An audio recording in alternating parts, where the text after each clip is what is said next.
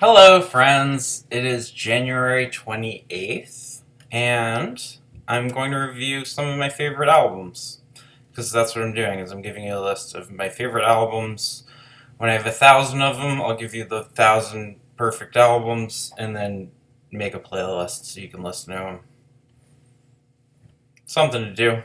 Um, I spent a lot of my teenage years and before that and early 20s just being obsessed with music, listening to lots of music. So I have a lot of information about music in my head, nothing to do with it really. I used to write reviews, I don't have most of those anymore. And yeah, I've just been kind of bitter the past couple days and making these videos that I dislike, which are me just kind of bitching about how Anthony Fantano is popular. And jealousy is just it's a stupid path. It's not a good look on anyone. And that's primarily, I think, what's operating is honestly jealousy. Because it's just like, well, I was an introvert who obsessed about music my whole life. You can be a nerd, the music nerd. You can do that. Like, you can just, like, as a living, be a music nerd. I just wish I'd figured it out. But honestly, it's just like me complaining that I didn't buy fucking Bitcoin 20 years ago or whatever. It's just like, yeah, dude, sorry, you didn't figure it out. Too bad. Anyway, so I'll just make my reviews for my few friends. I'll make my maybe make some new friends. Maybe find some other folks, and I'll release my albums anonymously on SoundCloud, and they can get the 20 views they deserve. And yeah, I'll content myself with just telling you about great music that I'm not capable of producing, but is important to me, is very important to me. To me, music is the deepest art form and connects me most to other people, connects me most to the transcendent, the eternal nature, the universe, God, if you like, if you're a God person. Um, yeah. It is the year of our Lord. It is January 28th. This is a lemon. This is green tea. And I have perfect albums. Nothing but the best for you guys. Nothing but the best. No more critique of a critique of a critique of a where I'm actually just criticizing myself because I'm just gatekeeping because I hate that other people are gatekeeping, so I'm gatekeeping the gatekeepers. It's just an endless regress of nonsense is the path that I'm headed towards with the last couple of reviews. And I'm not interested in it. It's just doing the thing that I don't like, which is being hypercritical and politicizing things. So, anyway, I don't think the solution to that is to participate in it or to uh, kind of troll. I think the solution is to just be earnest and just talk about music that you love in a genuine way. Hopefully, that resonates with the small group of people that get along with you or whatever. I'm not really interested in making money or popularity. Just kind of want to figure out who my friends are, where some friends might be that I haven't met yet. You know, um, and hopefully it's enjoyable for my friends that I don't live near anymore to have some sort of communication with them. Um, so I'm going to talk about Jimi Hendrix, one of the best guitar players ever. This is not a controversial opinion. It would be a very controversial opinion if you didn't consider Jimi Hendrix one of the best guitar players ever. His influence is hard to overestimate. Um, Bootsy Collins said he learned how to play bass just sitting around listening to Jimi Hendrix records. And Jimi Hendrix is a really cool guy. He served in the military, and then he played as like a session musician for like Motown soul blues singers. He played on some Isley Brothers records. Maybe I'll link those. He played on a bunch of stuff, but he would always get fired from his bands for being too flashy. Because he's so good at guitar that he would just take over and start doing the Jimi Hendrix show, playing with his teeth and doing all the tricks and stuff. And then they would be like, "All right, this is your name's not on the bill, buddy." So he couldn't gain traction in America, so he moved to England, where he was this exotic kind of foreign guy that was in this weird clothing that was doing. Anyway, so he blew a bunch of people's minds in England, played with Cream, according to some, kind of blew Clapton off the stage, and Clapton was God to these people. And so when he returned from England, I think that's when he released his first record, Are You Experienced, which is a perfect 10 record. It's a fantastic album. Start to finish. I recommend you just listen to it start to finish. My version of it, there's different track lists for this. The original one, the British one, is different than the American one. I'm going to give you the American one. This is the one that I listened to a bunch. Which goes, Purple Haze is the first song. It's hard to find a better first song on a rock record than Purple Haze. The riff is iconic, the build, and then it's just that like simple blues kind of 1-3-5, but just played to, at 11 to with incredible guitar over it, obviously. And the lyrics are just kind of trippy nonsense. It's about Owsley Purple, I believe, which was a batch of LSD that was manufactured that was very clean, very pure. I believe it's what was going around at the Monterey Pop Festival that Jimmy played around this time. And that live recording is also a 10. I'll talk about that later when I get to it. But I'm doing it chronologically. So Purple Haze. He does say, Owsley, can you hear me now? He shouts out what it's about in the song. Manic Depression. Amazing song. One of his best songs. I love the and then the way that I'm not going to try to give you my dumb music theory interpretation of Manic Depression. The lyrics are incredible. If you struggle with emotional stability, say you're bipolar, that's what they call Manic Depression nowadays, you probably relate to the lyrics of this song a lot. It's a frustrating mess. Indeed. Frustrating and messy. After Manic Depression is Hey Joe, which is a cover of Billy Roberts, old blues, country-ish blues song, and this is the definitive version of it. This is the version everybody knows. I didn't even know it was a cover for a while. And yeah, it's an amazing song. It's about going down to see your old lady. She cheated on you, or she was messing around town, she betrayed you, and then you kill her, and then you want to flee on down to Mexico, which is the same thing as the Howlin' Wolf song Killin' Floor, where he's going to kill his lady and head on down to Mexico, which he covers to open his performance in the Monterey Pop Festival I just mentioned. And yeah, these are three clear highlights. The next three songs, Love and Confusion, May This Be Love, I Don't Live Today, I like I Don't Live Today the best out of these, but they do sound kind of dated, just kind of like generic British invasion rock, like a Who song.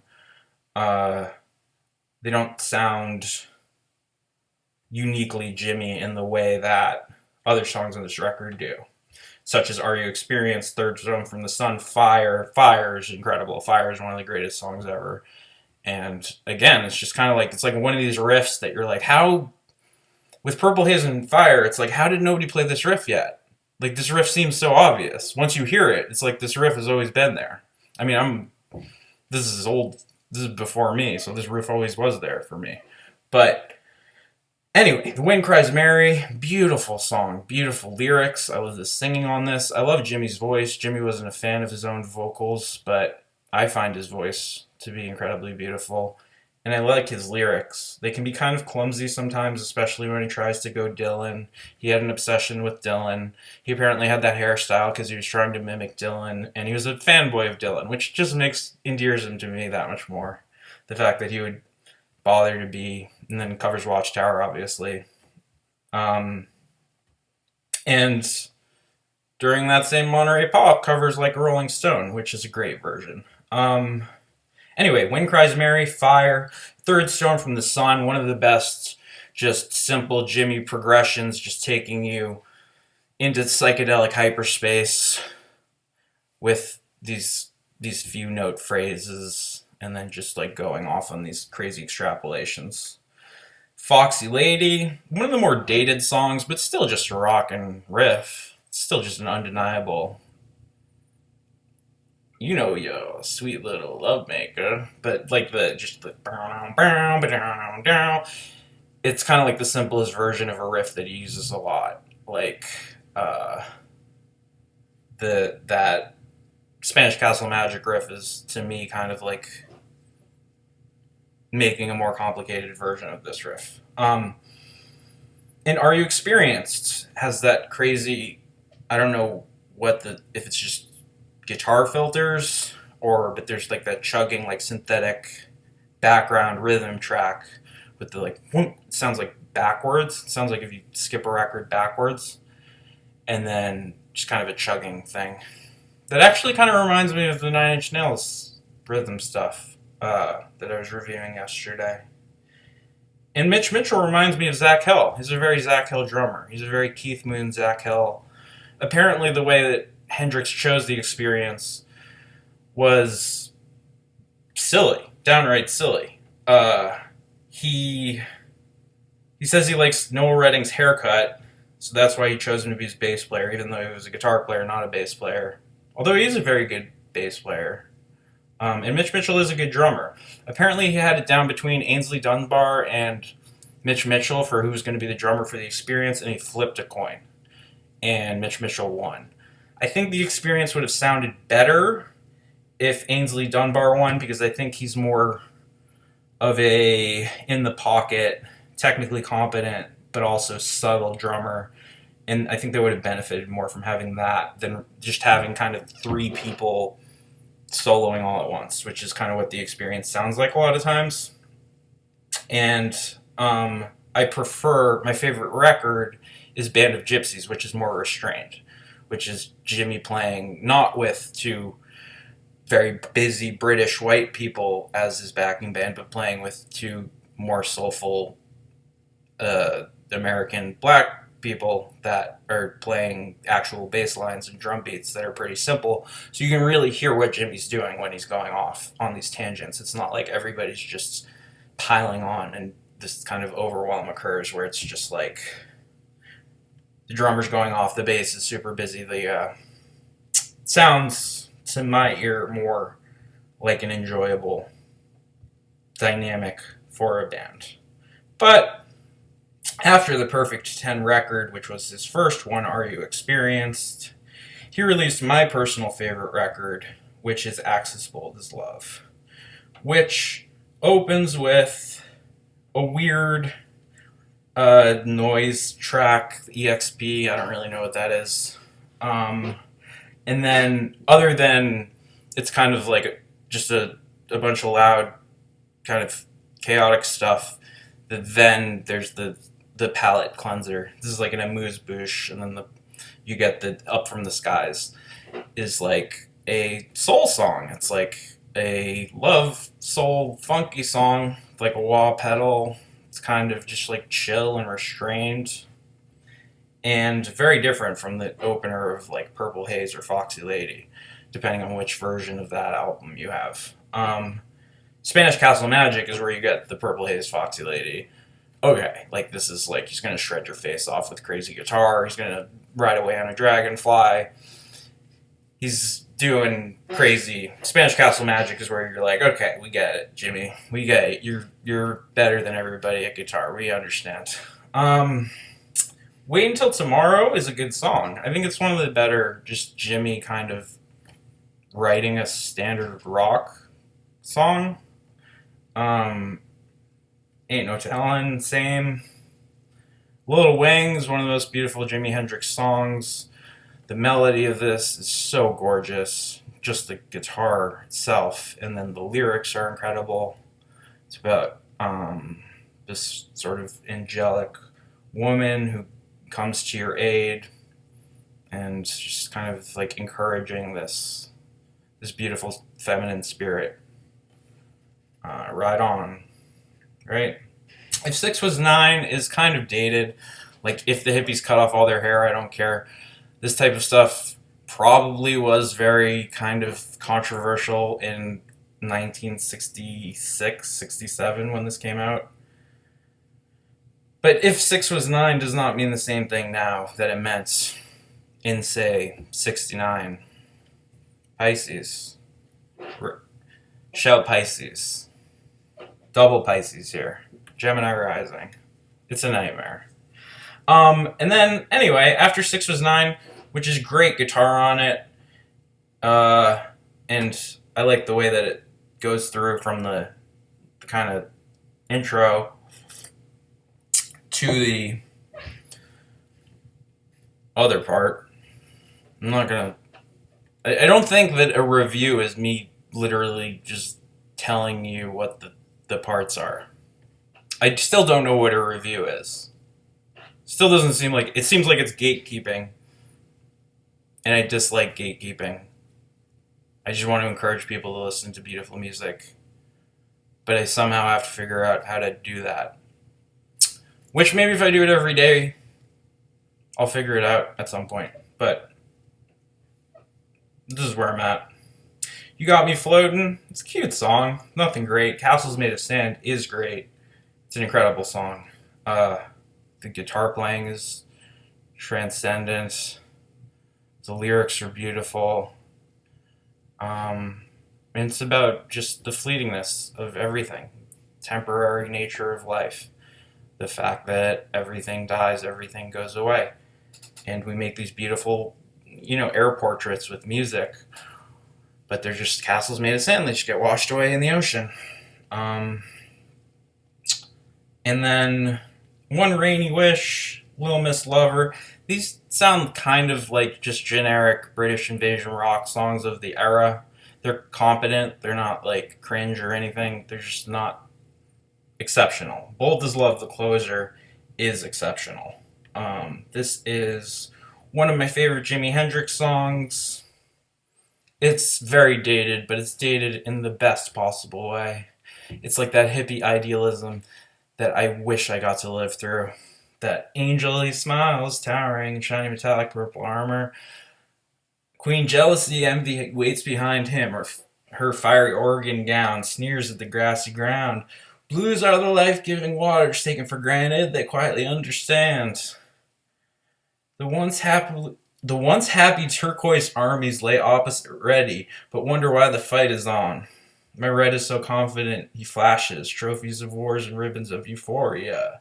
Orange is young, full of daring, but very unsteady the first go round. My yellow in this case is not so mellow. In fact, I'm trying to say, it's frightened like me. And all these emotions of mine keep me from giving my life to a rainbow like you, but it's all bold as love. Just ask the Axis. The guy knows everything. That, to me, is beautiful. It's a beautiful way to express, like, using every color in the rainbow and the personalities of the colors and being like, it's all part of the same, it's all light. Like, white light is rainbow. Condensed. Like, if you take white light contains all the rainbows. Light contains all of the color. Anyway, beautiful song. Bold as Love. If you don't like Bold as Love, I'm sorry. I feel bad for you. I honestly, genuinely feel bad for you if you dislike the song Bold as Love. It's a beautiful song. The guitar playing is also incredible. Electric Ladyland, the third and final studio release, sadly, of Jimi Hendrix, because he died so young. Opens with an intro again, and The Gods Made Love, and then there's a straight-up soul funk song, like a straight-up ballad, love. Uh, doesn't sound very like flashy or. And this is what's so intriguing to this album about me is it shows all the directions that Hendrix potentially could have gone in had he lived longer, making stuff like Have You Ever Been to Electric Ladyland, making stuff like 1983 Merman I Should Turn to Be, like Voodoo Child's Slight Return. Like, God knows what this guy still had left in him. The last album on his last record, he's chopping down mountains with the side of his hand and he's telling you he doesn't need you in this world, to meet you in the next one, don't be late. Like, which is the most badass way to end a career? I know he didn't like intend to die, but Voodoo Child is the best last song anybody has. So, you know, maybe there's something good about it. But this is a bloated album. This I'm not sure if it's actually 10. Voodoo Chili I like a lot. It's a long blues workout with Steve Winwood on keyboards. There's a few guest musicians on this record. The cover of All Along the Watchtower is great. It's a complete reinterpretation of the song. Makes you hear it completely differently from the Dylan, from the John Wesley Harding. And I think I prefer it.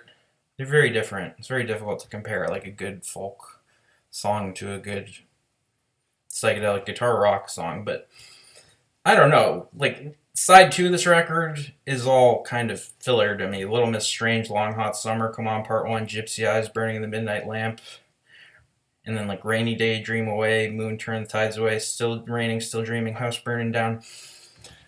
Like there's a lot of things that sound kind of like filler, incomplete ideas, not that compelling ideas to me on this record, but then there's also so much promise in the variety on it and the directions that he could go in. And the fact that he has so few records, I want this to be a 10. If only to have Voodoo Child and like Cross-Eyed Traffic. But I don't think this album's actually a 10. I think it's kind of a slog of a listen, and there's a lot of filler on it. And I'm sorry, Electric Ladyland. I think you're a great album, but you're not a 10. Axis Bold as Love, Are You Experienced are the 10 so far. Band of Gypsies, for sure a 10. Band of Gypsies is the best live recording officially released by Jimi Hendrix, and he's not playing with the Experience. So instead of playing with these white kind of proggy musicians that are playing very busy, he is playing with Billy Cox and Buddy Miles. And Billy Cox and Buddy Miles, they just like stay more in the pocket. They are American black people like Jimi Hendrix, not British kind of psychedelic scene people. So it sounds more like, oh, there's an actual drum beat and a bass line that repeats itself. It's not just everybody soloing at once. And to me, I can hear Jimmy's guitar playing better on this record than I can on any of the other records because the musicianship is more restrained from the rhythm section. And this is a perfect album to me. The first song, Who Knows, that's one of his greatest riffs. The Machine Gun, if you just want to see like what he can do with a simple just just give Jimi Hendrix that and then 10 minutes and he will eviscerate anything in your head with just like going into different worlds of guitar noise, and it's one of his best live vehicles for improvisation, possibly his single best. Although I also like how he plays Isabella at Woodstock and songs like that that aren't on studio albums. I'll get to the live. And then it's Changes, which is a great Buddy Miles song. And I feel like the pressure feels off for Jimmy on this record.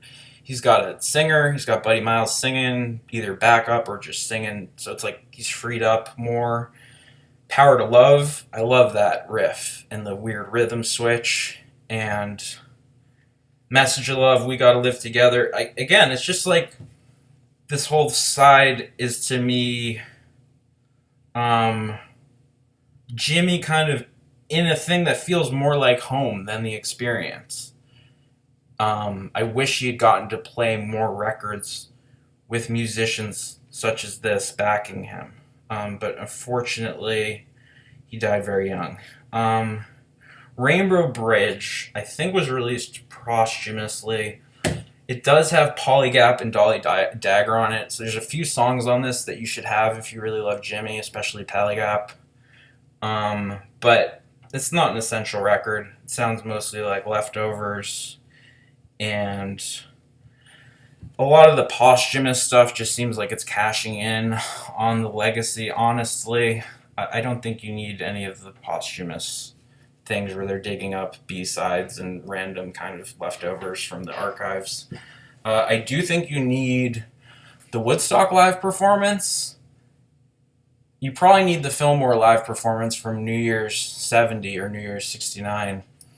And you need the Monterey Pop performance, which he opens with Killing the Floor, the Howlin' Wolf cover. He's out of his mind on Owsley Purple, and he closes with Wild Thing, burns his guitar. He kind of wins the first music festival by having the most kind of crazy and ambitious, and he just like took this stuff that like the Who was doing, like smashing their shit, and took it to like another level where he's like, I'm destroying everything that your conception of like what art should be is, with his version of Wild Thing and setting the guitar on fire and stuff, which was at the time shocking to people. Then it became kind of like one of his gimmicks, like his playing with his teeth and all of his other gimmicks. But he's such a good guitar player, it's like, sure, play behind your back, play with your teeth. It actually sounds good still. That's how good you are at guitar. But anyway, so to get the best live Hendrix experience performance, you want to get... Woodstock is not the experience. It's a mixture of people from Experience. I think Mitch Mitchell's on it, but I think there's a different bass player, and I think there's percussion. Woodstock's a weird kind of amalgam of a band, I think. The best classic experience live recording is the Monterey Pop. The best overall live recording is the Band of Gypsies. And out of what's been officially released. Of course, there's tons of stuff that's been released posthumously. There's tons of bootlegs. I've listened to a lot of them. There's a lot of great live Jimi Hendrix material and a lot of great Hendrix songs that aren't on proper studio LPs. But I think the bare essentials you need are You Experienced, Axis Bold as Love, maybe Electric Ladyland. I don't know. I'm literally giving that a half because I cannot figure out whether you need Electric Ladyland, because you kind of need it, but you kind of only need half of it. So I'm giving that a half. And then his two best live documents at the very least. So the Monterey Pop performance and the Band of Gypsies performance, you have the first three records. I'm just giving you Electric Ladyland. The dude died, and Electric Ladyland showed so many... It's kind of sad. I think part of the reason Electric Ladyland is sad to me is because it's like I hear so many different ways that he could have gone. Like he was gonna jam with Miles. He was gonna play with like these different musicians and these different backing sections, and who knows what would have happened, because the way he was performing at the end of his life was at the absolute peak of his ability. Like Voodoo Child's Slight Return, there's no better guitar playing Jimi Hendrix ever did than on his last song on his last record. Like, I can't even imagine what he would have done over the course of another 10 years, another 20 years. So, it's a sad story. When people die young, get involved with sketchy people, get involved with drugs, and we're deprived of their beautiful art. That's why you have to be really careful about who you let into your life and what kind of substances you use. But Jimi Hendrix, easily one of the greatest guitar players ever. Maybe my third favorite behind John McLaughlin and what are my favorite guitar players? That's a different. We're 30 minutes. This is over.